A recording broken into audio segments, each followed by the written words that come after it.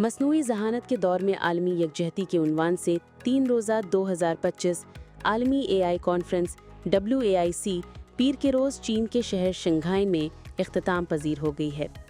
2025 کی عالمی اے آئی کانفرنس میں 70,000 مربع میٹر سے زائد رقبے پر محیط نمائش کا اہتمام کیا گیا تھا، جس میں 800 سے زائد کمپنیوں نے اپنی 3,000 سے زیادہ جدید ترین مصنوعات پیش کی ہیں۔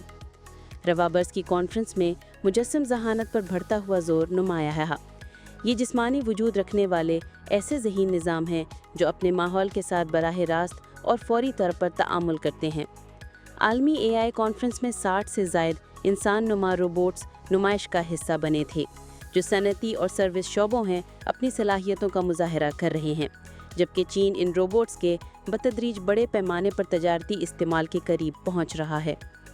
کینن روبوٹکس مجسم سروس روبوٹس بنانے والی ایک نمایاں کمپنی ہے، جس کی مصنوعات 60 سے زائد ممالک اور خطوں میں دستیاب ہیں۔ اس کمپنی نے کانفرنس میں اپنا نیا 2 پاؤں پر چلنے والا انسان نما خدمتگار روبوٹ ایکس-مین F1 متعارف کرایا ہے۔ کینن روبوٹکس نے اپنا نیا 2 پاؤں پر چلنے والا خدمتگار روبوٹ ایکس-مین F1 متعارف کرایا ہے۔ یہ روبوٹ بنیادی طور پر ڈیلیوری اور صفائی کرنے والے روبوٹس کے ساتھ مل کر کام کرے گا۔ عمومی نوعیت کے روبوٹس اور مخصوص کاموں کے لیے بنائے گئے روبوٹس ریسٹوراں اور ہوٹلوں جیسے حقیقی ماحول میں مختلف ذمہ داریاں انجام دیتے ہیں۔ ہمارا مقصد یہ ہے کہ روبوٹس کو اس طرح استعمال کیا جائے کہ وہ انسانوں کے دہرا کر کیے جانے والے کام خود انجام دے کر ان کی مدد کر سکیں۔